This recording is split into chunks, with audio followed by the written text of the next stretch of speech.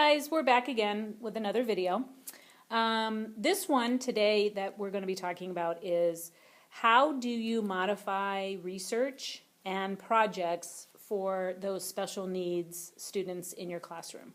Just a reminder, a lot of the ideas that we're going to be sharing with you today can also be used for those ELL learners and also for any kids that are at risk or kids that are just really struggling in your classroom. Okay, so the first thing I want to talk about today is research.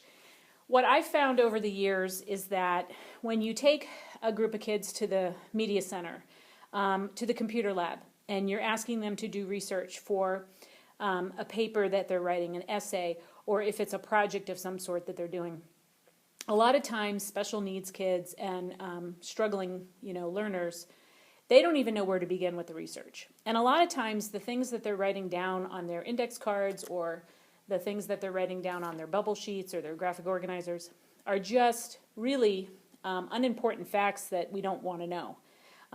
If you're researching Washington Irving or George Washington Carver, I don't know that we care necessarily the year that they were born, but for some reason kids want to write down those dates and they want to write down how many brothers and sisters they had, and then they leave out the whole reason that we're researching and don't tell you anything about the accomplishments that they made.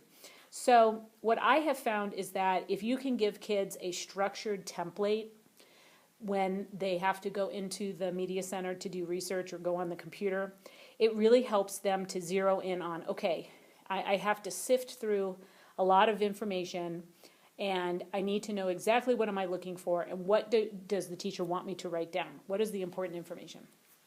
So I've made some research templates that I've used over the years that have been really successful. I have a couple of different examples. Again, as with all my templates, we have some that are providing just a little bit of support, and then we have some that are a little bit more heavy with the support that they offer. So you'll see some different examples here. The first one is a research template that I made for, let me move this up a little bit. We were doing some research on Gothic horror, and they were picking an author that they wanted to research. So again, I typed up a template that they took with them to the media center. It gave them some specific things to look for. The author's full name, the cause of death, what British horror Gothic literature influenced this person's writing, find out what the famous novels, short stories, and other writings that this person did, describe their writing style, the literary elements that are in their writing, and then what other writers were influenced by this person's work. And then at the bottom, I have to point this out because all kids, seem to totally forget and zone out when it comes time for the works cited. If you can put that on the same page as the research template, it gives them that extra reminder that, oh, hey, when I get to this website or when I find this book, I really need to write down my source so that we teach kids about plagiarism and citing sources. So I find that I have to put it on the same page as the research because they need that reminder to write that works cited information as they're on that particular page. Another example of a research template, this one's a little bit simpler. This would be for a student that maybe doesn't need as much support, or it could be for an assignment that is not as intensive. Again, just gives some specific things, writing style, literary elements, what famous novels, short stories, the full name of this person, date of birth, place of birth, some interesting facts about their life, and then cause of death. So this would be more like a biographical type of research template. And then for that kid that really needs a lot of support, especially if you're doing a research project in history, again, there can be so much information about a historical figure. Kids really don't know how to sift through it. So this was an example that we use when students are studying the Lewis and Clark expedition, and one of the members of the expedition, Sergeant Floyd, would be someone that my students might be researching. And so, again, there's, a lot of information about these members of the expedition and where do our kids even begin. So again, this gives them some very specific things to look for. It gives them a lot of room to write their information, and it helps guide them through the research process. So we have Sergeant Floyd describe his role in the expedition. What was his job? What daily tasks did he perform? What were his responsibilities? What were the difficulties and hardships that he faced when traveling up the Missouri? Again, I'm asking for some very specific information. Describe his illness and death.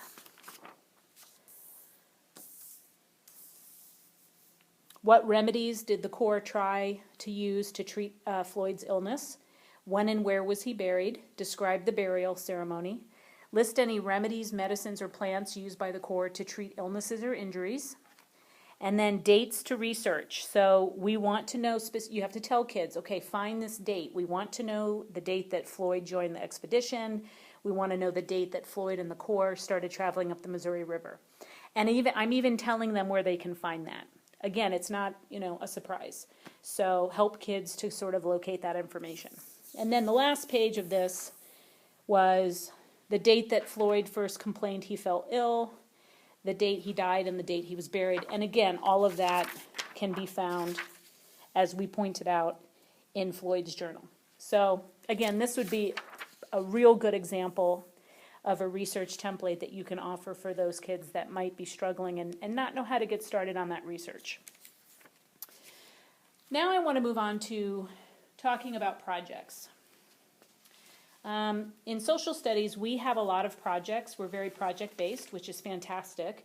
And one of the projects that we do that I wanted to talk about briefly and what I do for it is when we study reformers, 19th century reformers, instead of having a test, students have a writing assignment project, basically, where they have to research some of the reformers, the key reformers in the 19th century, and then they're going to pretend that they're inviting these people to a dinner party.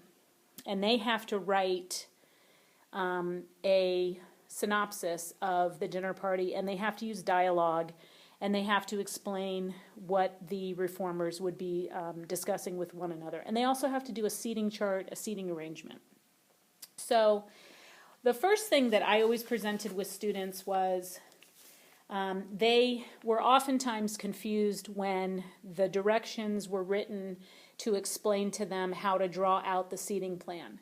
And a lot of my students just really struggled with how to do that and where does their name go and what they were supposed to do. So I just developed a very simple seating chart that I gave to them. So they didn't have to draw it. I'm taking away that piece of anxiety. And now all you have to do is put your name in the box and then the names of the other reformers. The teacher that I collaborate with, he and his partner teacher, they actually came up with a graphic organizer that even takes this a little bit further, and it's really fantastic, and I wanted to show it to you. They took my idea and they kind of expanded upon it to make it fit what they really wanted to do. So as you can see here, we have the seating arrangements and they're numbered, and then it actually gives them space to start writing down what the discussion might be for the different members of the dinner party. And I love this. This is a really great graphic organizer to help kids. And they give this to all the kids, which is fantastic. So kudos to Mr. Halstead and Mr. Kotz, because that's really fantastic.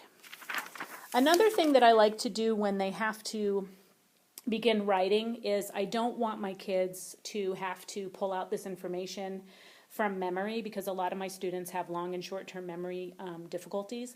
And so I want to take away, again, that piece of anxiety.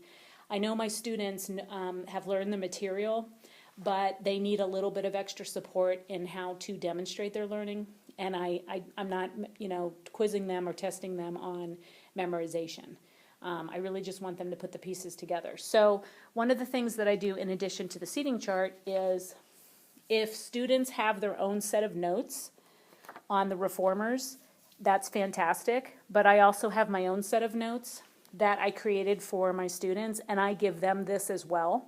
so they can use their notes, and then they can also use what I've given them. And for kids that lose their notes or kids that were absent, who missed opportunity to get the notes, this is just a quick way to make sure that they have everything that they need. So what I did was I put the different reformers, I grouped them according to what they had in common. And if you notice, I sort of tried to give kids hints. All three of these people are on the same page because they were abolitionists and former slaves, and they all worked for women's rights. And then you can see I have sort of a carrot between Frederick Douglass and Sojourner Truth, because both of them were public speakers and they both wrote biographies. So again, trying to give kids a little bit of extra help there in figuring out where to seat people. This would be another page of my notes where I have Elizabeth Cady Stanton and Susan B. Anthony. I put them together because they both work for women's rights and women's suffrage. So if you notice, I also listed a couple of names of other reformers that they could have put with these people as well. But again, I'm providing some notes to sort of take away that anxiety.